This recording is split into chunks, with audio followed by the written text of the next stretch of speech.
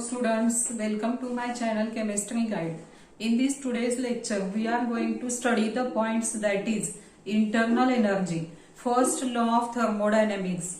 The first law of thermodynamics for various processes, enthalpy, expression for enthalpy change, relationship between delta H and delta U, and work done in chemical reaction and problems based on enthalpy change. At first, internal energy. Internal energy is denoted by U. Internal energy is denoted by U, and in this case, every substance is associated with a definite amount of energy, and the energy which is stored in a system, is called internal energy.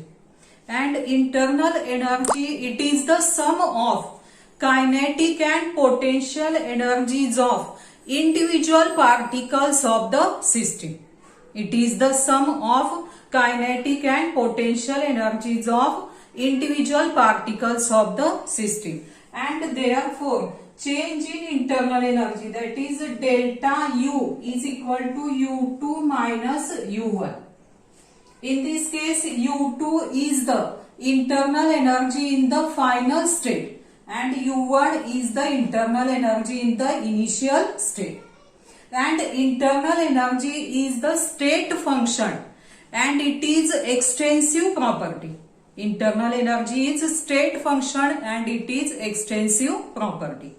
In this case, energy is transferred in the form of heat and work to the system, due to which there is change in the internal energy.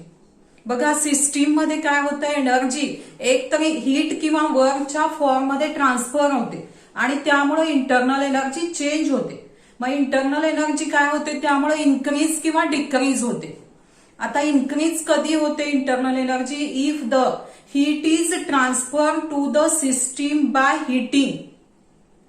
Heat is transferred to the system by heating, or if the work is done on the system by the surrounding, then there is increase in internal energy. And if heat is transferred from the system by cooling,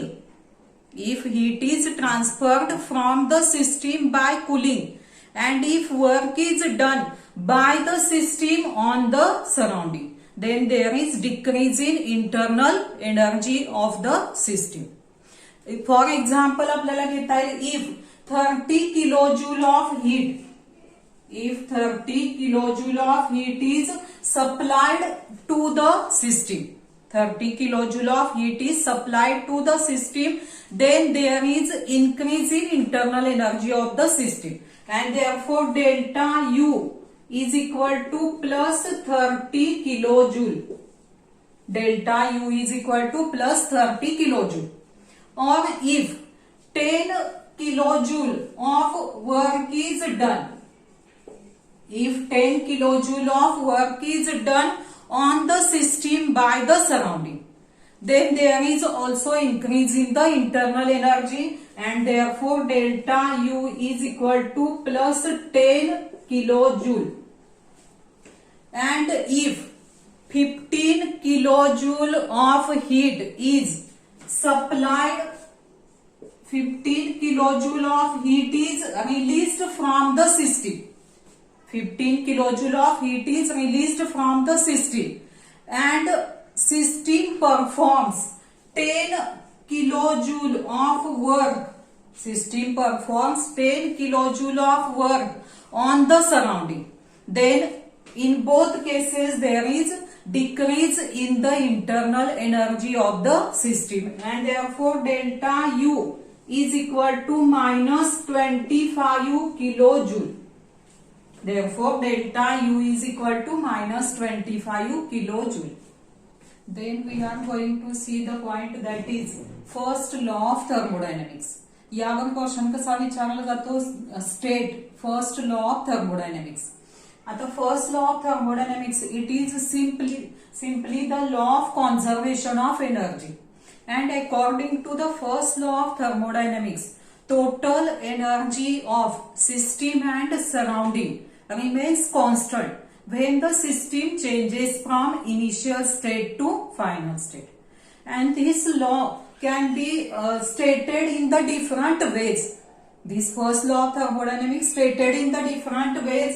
The first statement is energy of universe remains constant. पूर्ण युनिव्हर्सची energy काय असते? Constant असते. Second statement काय आहे? The total internal energy of an isolated system is constant. Isolated सिस्टीमची सुद्धा total internal energy constant असते. तिसरं स्टेटमेंट काय आहे? Energy is neither created nor destroyed and can only be converted from one form to another. Energy create पण होत नाही, destroy पण होत नाही, फक्त एनर्जीचं एका फॉर्म मधून दुसऱ्या फॉर्म मध्ये कन्व्हर्शन होत असतं. अशा पद्धतीने हे डिफरंट स्टेटमेंट आहेत first law of थर्मोडायनेमिक्सचे.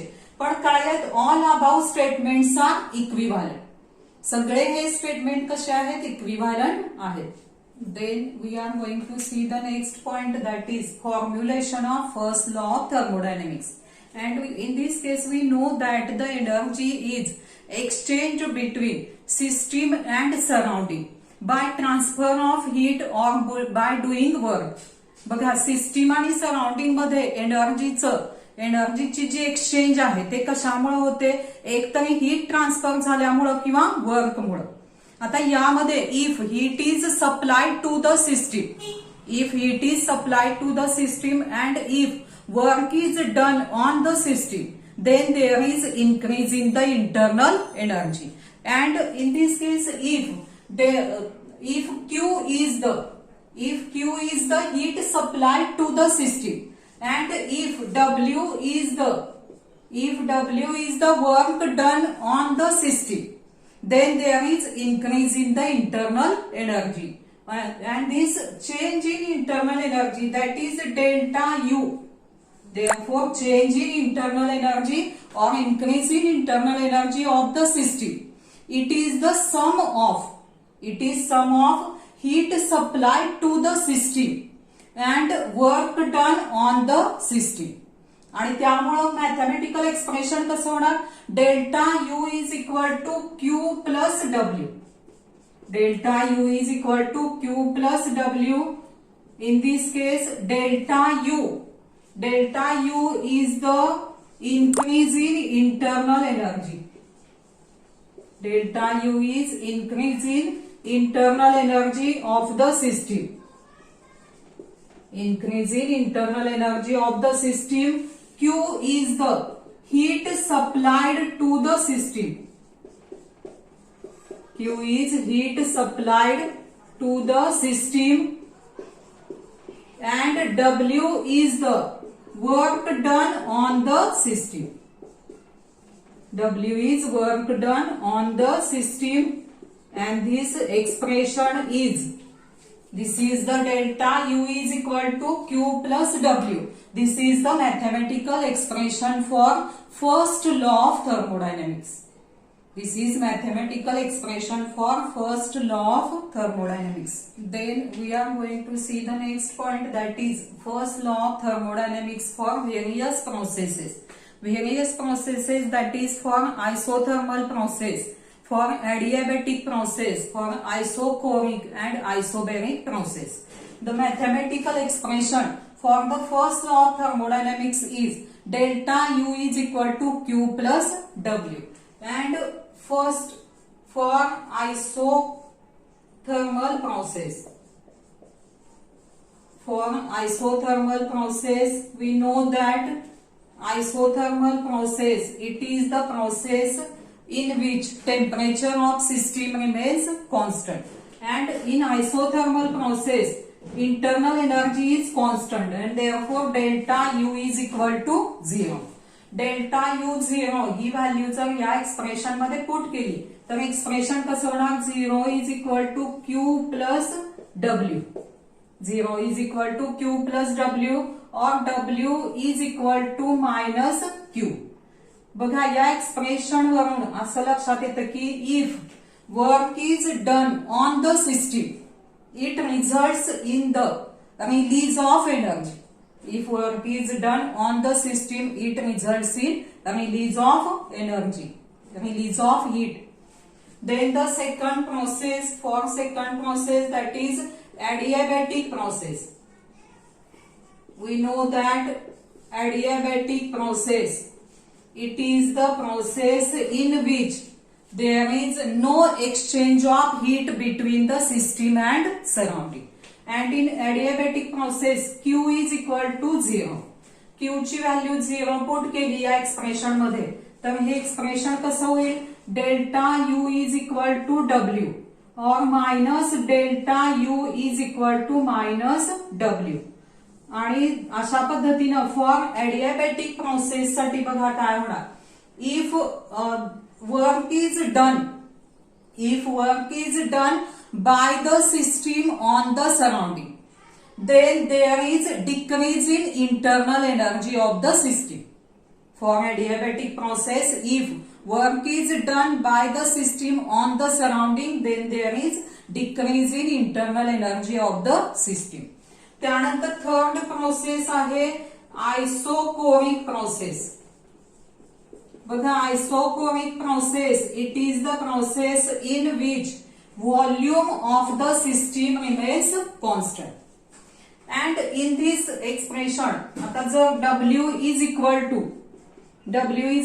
to P external delta V हे एक्सप्रेशन जर पुट केलं या इक्वेशन मध्ये तर first law of thermodynamics equation कसं होणार delta U is equal to Q minus P external delta V. And in isochoric process, in this process, if the chemical reaction is carried out in the closed vessel, if chemical reaction is carried out in a closed vessel, then the volume remains constant and therefore delta V is equal to 0. Delta V 0 असल्यामुळं P external delta V 0 होणार and therefore for isochoric process delta U is equal to QV. For isochoric process delta U is equal to QV. आता ह्या expression मध्ये सुद्धा इथं Q कशानं substitute करायचंय QV न substitute करायचंय. दिस subscript V indicates heat supplied at constant volume. V indicates the heat supplied at constant volume. आणि त्यामुळं आयसोकोरिक प्रोसेस साठी काय होणार delta U is equal to QV. म्हणजेच यावरून आपल्याला काय म्हणता येईल thus the change in internal energy of the system. Change in internal energy of the system, it is due to the heat supplied to the system at constant volume. It is due to the heat supplied to the system at constant volume. And as the U is a state function, therefore QV is also state function. As U is state function, QV is also state function. This is for isochoric process and for isobaric process. For isobaric process, बघा आयसोबेरिक process साठी हेच expression कसं होणार delta U is equal to QP. QV च्या ऐवजी काय होणार QP minus P external delta V. P external delta V किंवा therefore QP is equal to delta U minus P external delta V. P external delta V. Isobaric process, we know that in isobaric process the pressure of the system remains constant. Pressure of the system remains constant, and if the chemical reaction is carried out, in the open container at constant atmospheric pressure, this is called this is isobaric process होणार ती. आणि isobaric process साठी QP is equal to काय ना delta U minus P external delta V असं expression येणार. आता यामध्ये QP and QP is also state function. QP and QV are state function, but Q is not a state function. Q is not state function. QP and QV are state functions. बघा त्यानंतर आपण एक महत्वाचं point बघायचं आहे enthalpy. Enthalpy आता यावर question कसा असतो तर define enthalpy. Derive an expression for enthalpy change at constant pressure. Enthalpy define करायचं आणि enthalpy change at constant pressure चे एक्सप्रेशन डिराईव्ह करायचं. आता यामध्ये एन्थाल्पी म्हणजे काय तर enthalpy is defined as it is the sum of internal energy and energy equivalent to PV work. It is the sum of internal energy and energy equivalent to PV work. त्यामुळे enthalpy is denoted by H. त्यामुळे एन्थाल्पीचं mathematical statement कसं होणार H is equal to U plus PV. H is equal to U plus PV हे इक्वेशनचं this is equation number 1. And as enthalpy is state function and therefore change in enthalpy that is delta H is equal to H2 minus H1.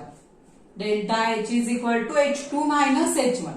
आता या definition वरून H1 is equal to काय होणार H1 is equal to U1 plus P1 V1 and H2 is equal to U2 plus P2 V2 and thus substituting for H1 and H2 in this equation number 2. Substituting for H1 and H2 in equation 2. त्यामुळे equation 2 कसं होणार delta H is equal to U2 plus P2 V2 minus U1 plus P1 V1. म्हणजेच हे कसं होणार U2 minus U1 plus P2 V2 minus P1 V1 आणि U2 minus U1 that is delta U plus P2 V2 minus P1 V1 म्हणजेच काय होणार delta PV. But at constant प्रेशरला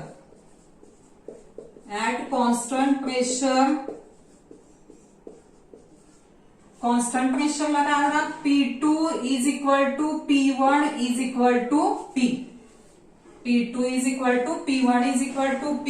त्यामुळे P constant निघेल आणि एक्सप्रेशन कसं होणार आहे delta H is equal to delta U plus P delta V and this is expression for enthalpy change at constant pressure.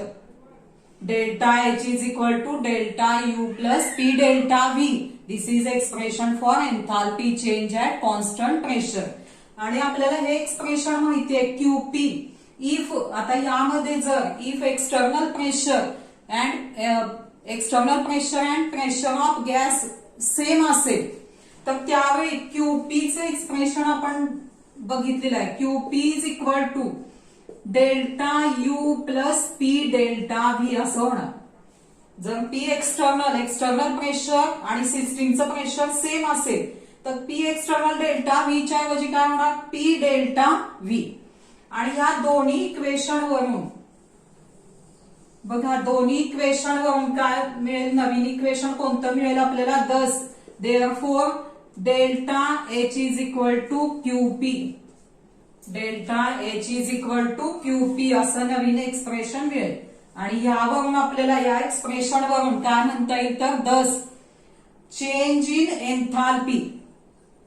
In enthalpy of a system it is equal to the heat transferred from it at constant pressure. It is equal to the heat transferred from it at constant pressure.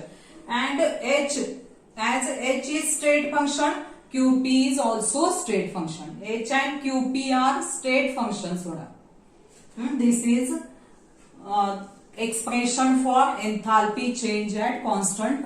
त्यानंतर आपण बघायचं आहे relationship between delta H and delta U for chemical reaction. बघा यावर board एक्झामला खूप वेळा question विचारला गेलेला आहे.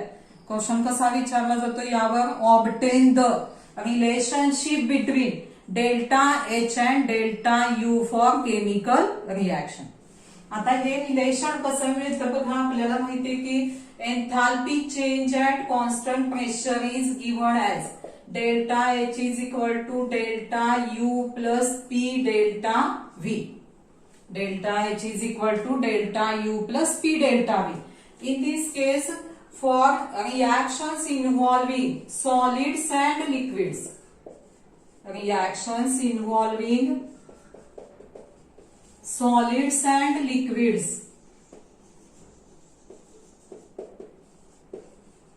बघा लिक्विड किंवा सॉलिड साठी काय होणार, there is volume remains constant. For solids and liquids volume remains constant and therefore expression हे जे आहे हे कसं होणार, delta H is equal to delta U. As volume remains constant, delta V is equal to 0. P delta V 0. Therefore, for reaction involving solid and liquid, delta H is equal to delta U. But for reactions involving gases,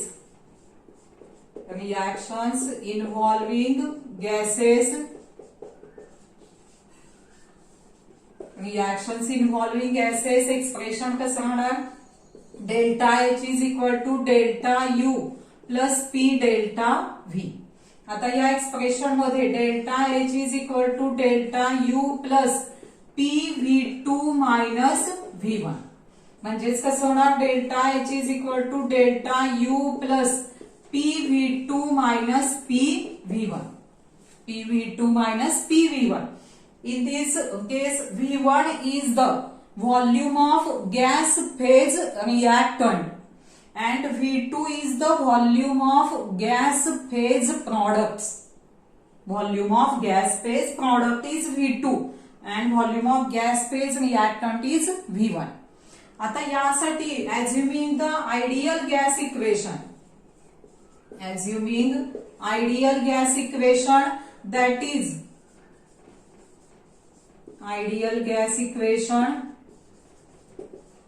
that is PV is equal to nRT.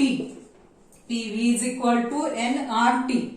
In this case, if N1 are the number of moles of gaseous reactants and if N2 are the number of moles of gaseous products, असं जर consider केलं तर हे equation जे आहे ideal गॅसचं ते कसं होणार, PV1 is equal to N1RT and PV2 is equal to N2RT.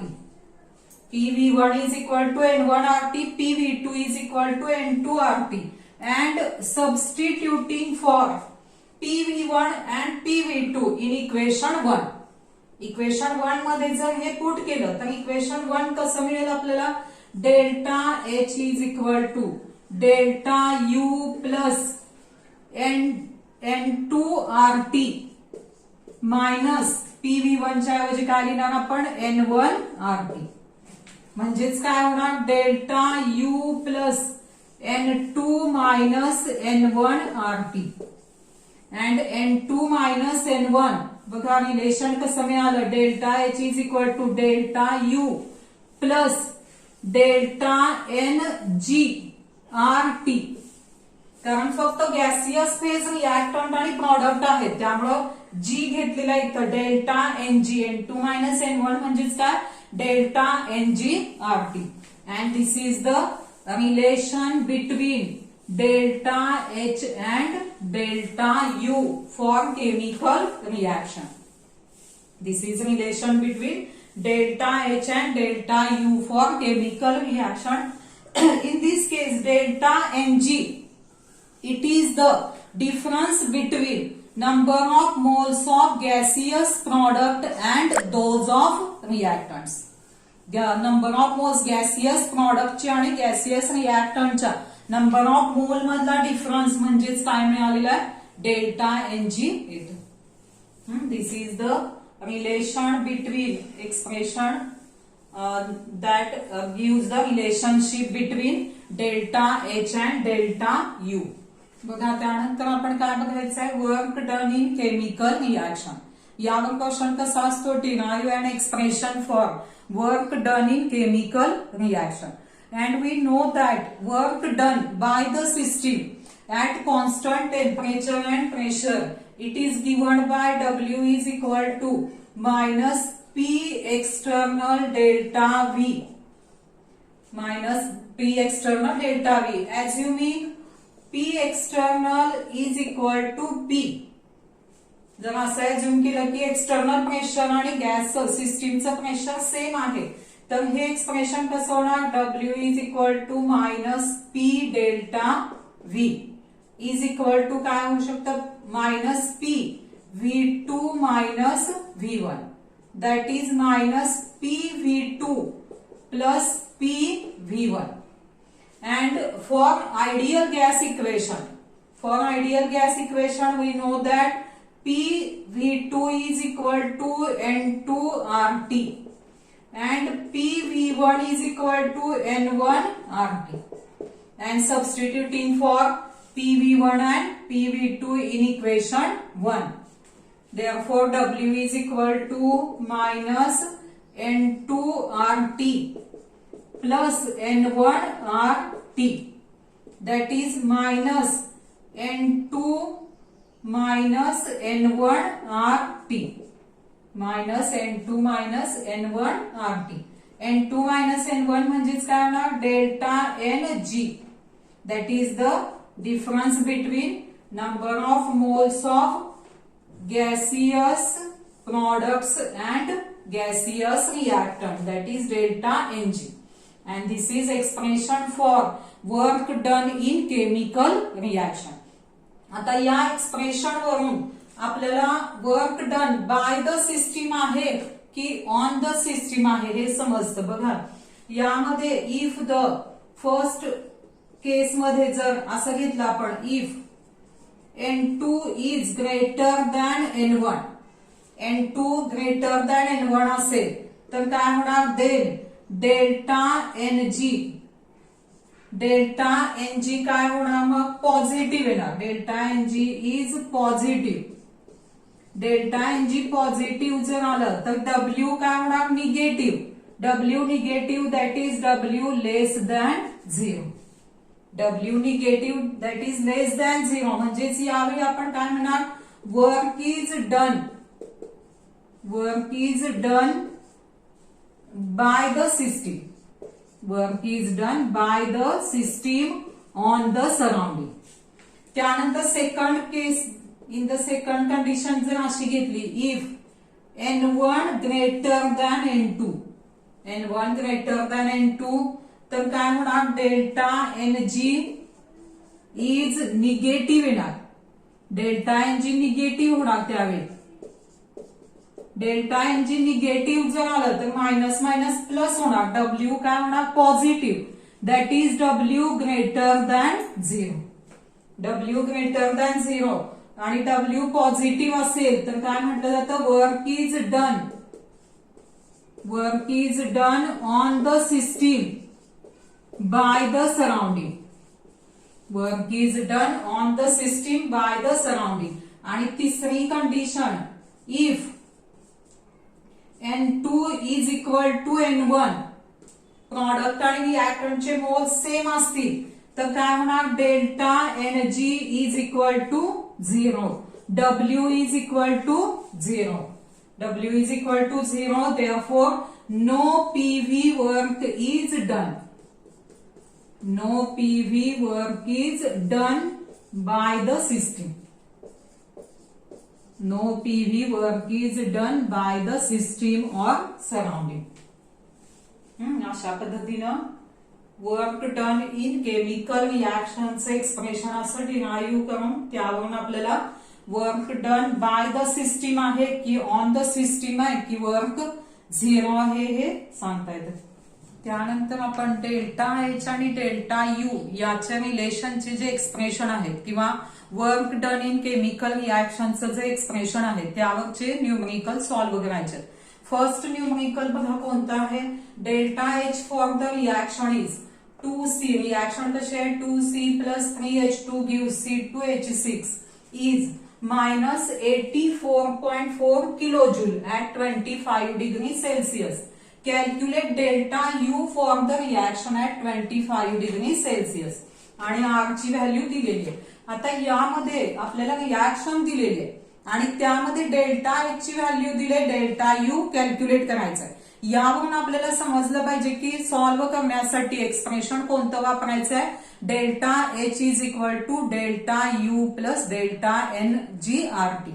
That is the relation between delta H and delta U for chemical reaction. यानुसार आपल्याला सॉल्व्ह करता येते.